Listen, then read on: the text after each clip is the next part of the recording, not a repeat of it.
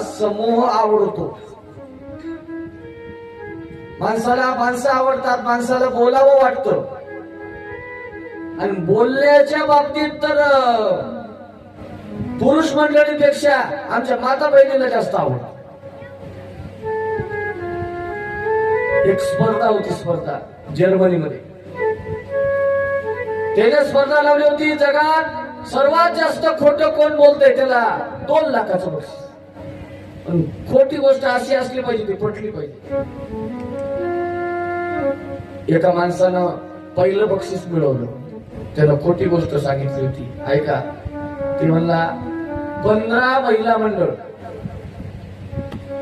एका रूम मध्ये बसल्यात आणि 2 तास शांत बसलेत. ही जगातली सर्वात खोटी गोष्ट आहे. महिला आणि शांत